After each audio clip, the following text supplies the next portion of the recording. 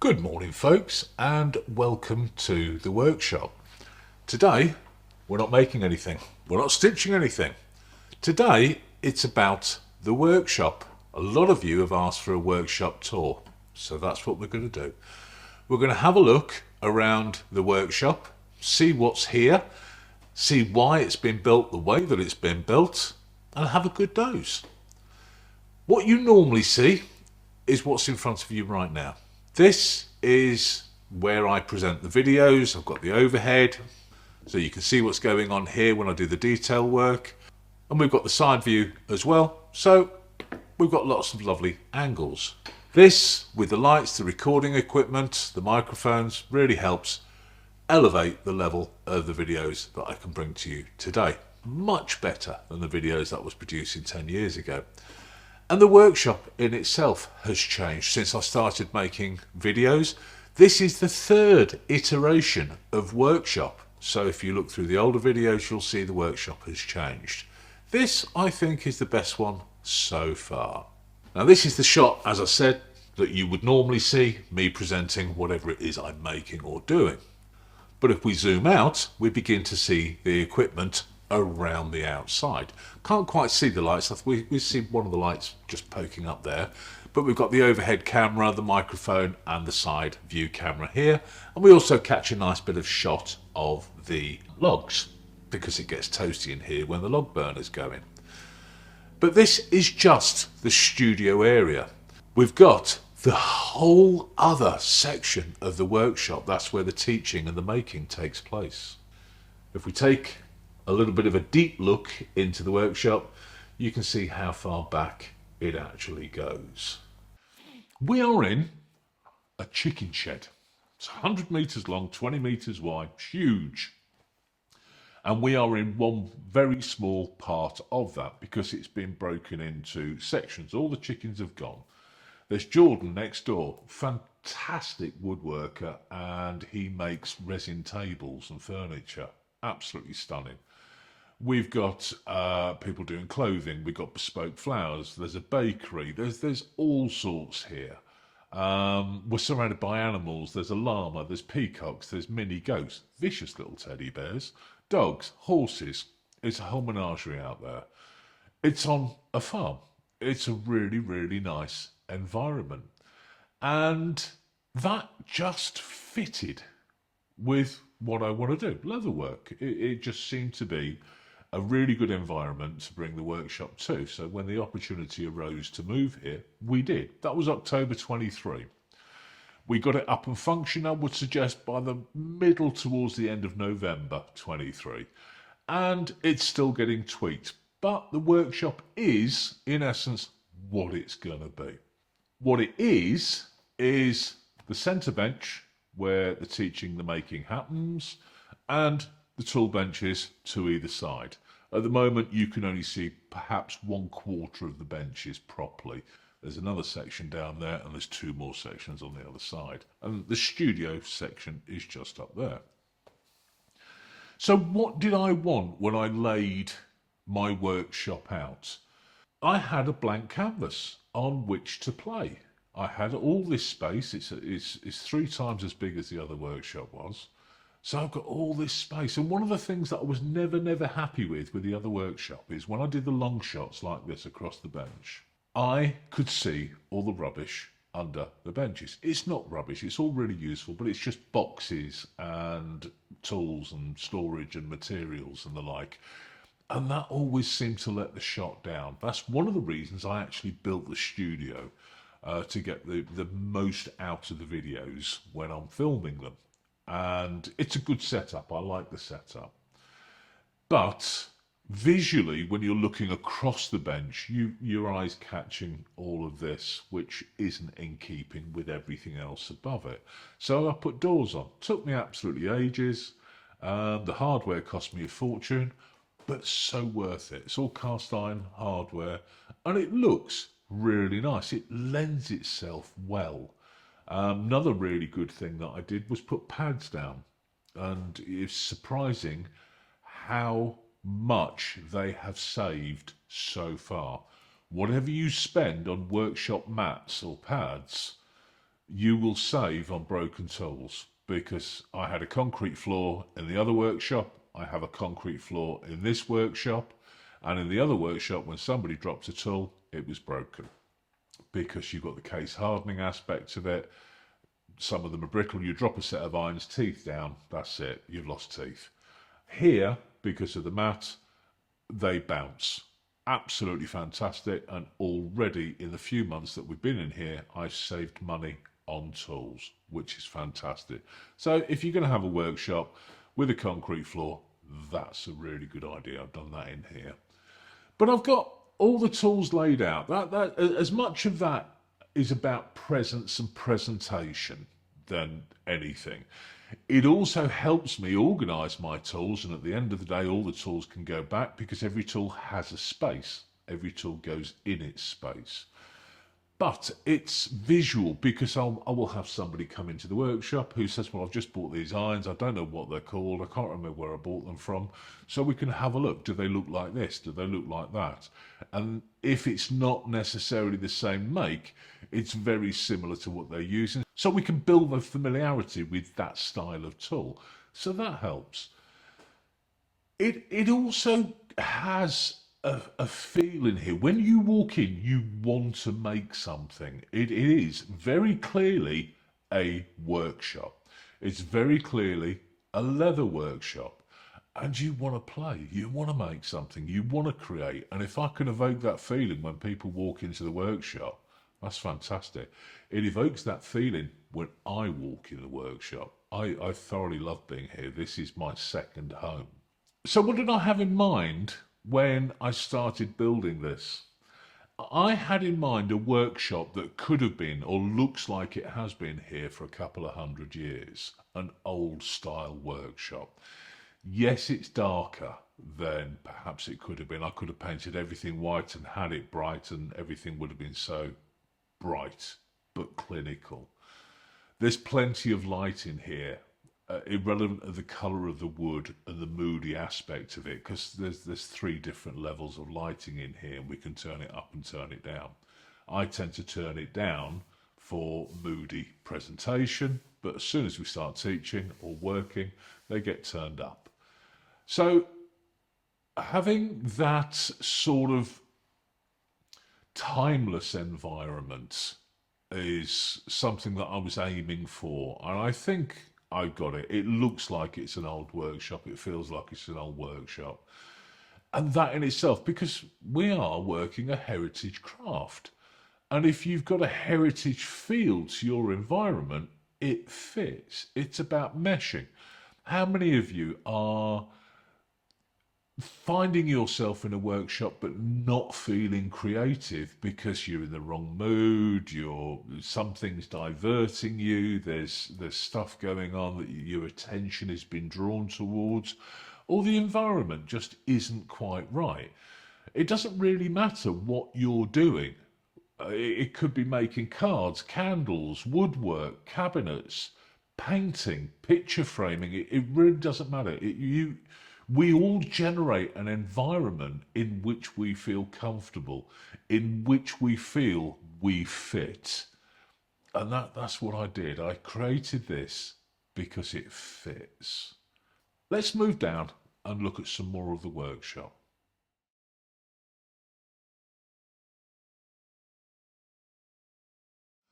So here we've got the same thing but different.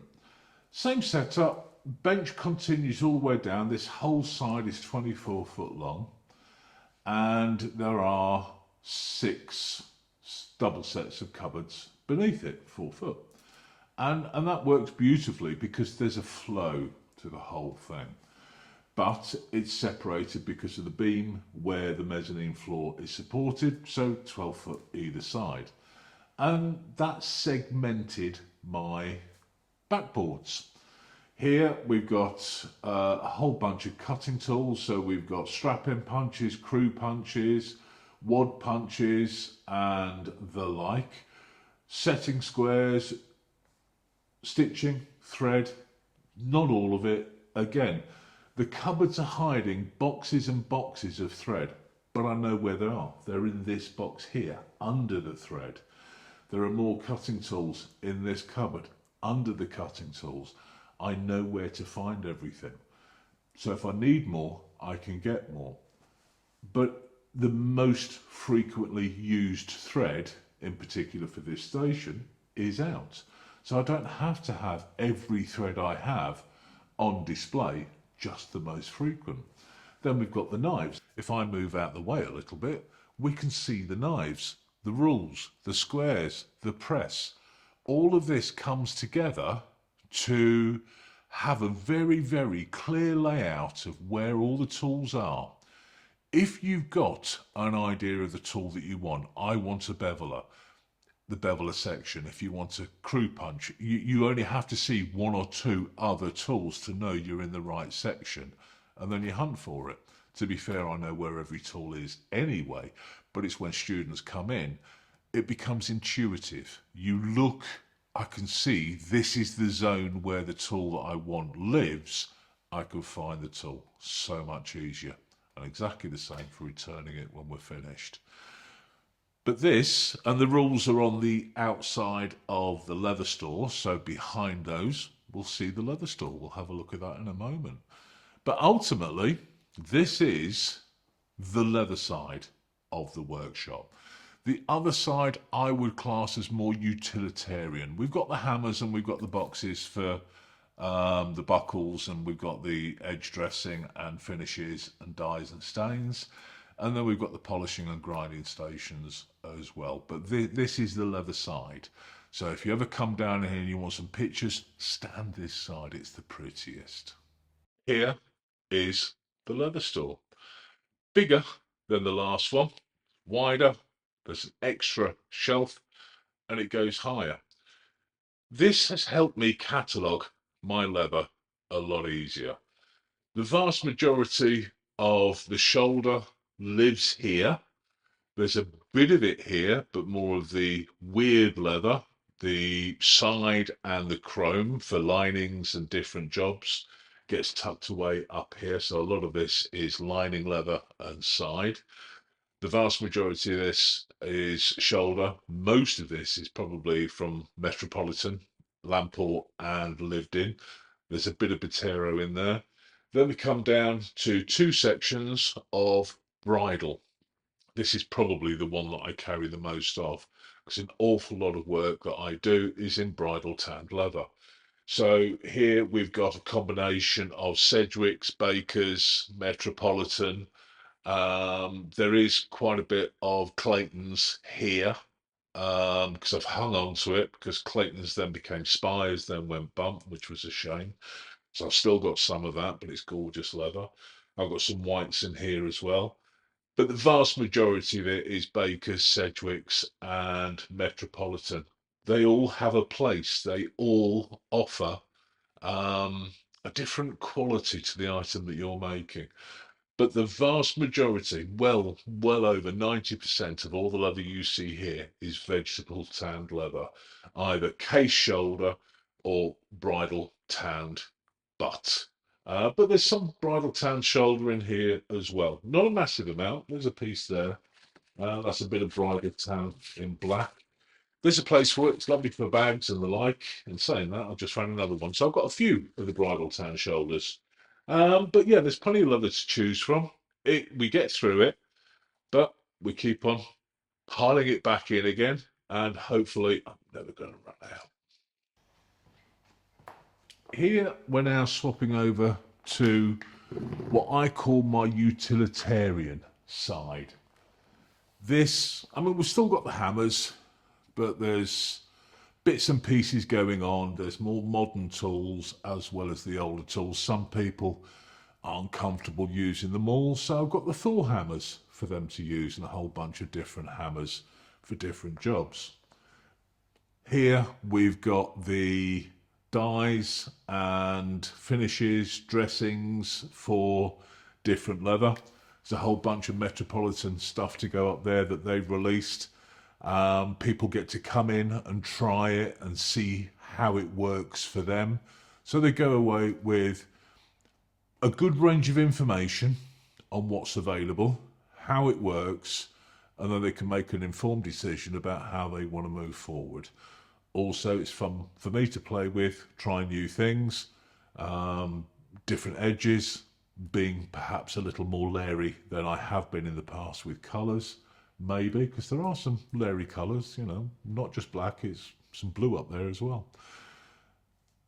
Got the little stores for the buckles, again, the most frequent buckles, bits of hardware and the like go in there. But beneath them, there are boxes.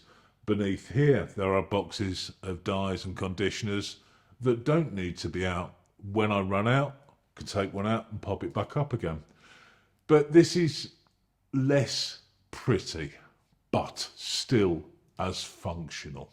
And here we have possibly the least favourite of my sides, but probably also the most important, because it's what happens here that keeps all the other tools in prime condition. Sharpening, polishing, and the polishing mops are probably the most frequent tools that I use, because it's like stropping a tool 1,000 times in a couple of seconds.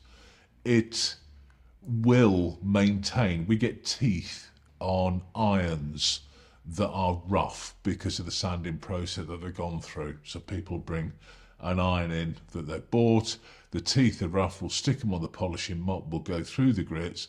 By the time they walk out of the workshop, they've got a very, very highly polished tool that is functioning 100 times better than it was when they brought it in here. We have an awful lot of issues with bevelers.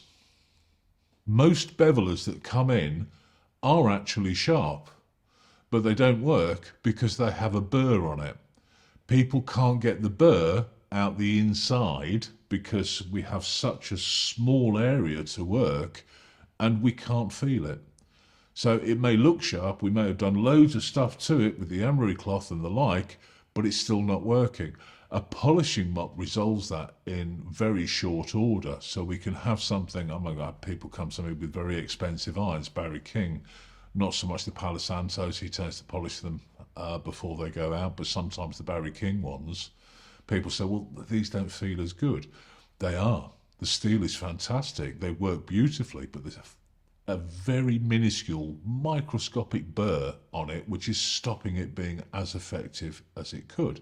Polish that off, it works a dream. So this is functional, utilitarian, but a vital part of this workshop. So the tools that I use, I've got a couple of sanders. I've also got a sanding wheel on one of the grinders, but I've got a flatbed and a wheel. I've got a belt and a wheel, pillar drill, Tormek for the sharpening. I do get students damaging knives. I get students coming to me with damaged knives, with nicks in or whatever, where they've run it up against a rule. This will take hours out of that sharpening process. While they're doing something, I can give it a lick for them, and then they've got a tool they can use. And the other two machines are quite simply polishing machines for going through the varying grips. And of course, I've got the burnisher on one end as well for doing the long straps.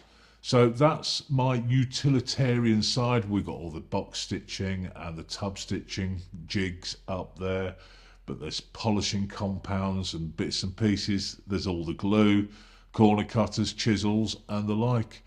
That is a necessary evil. I would like it to look as pretty as the other side. That's not going to happen unless I have a different room, and I don't want to do that.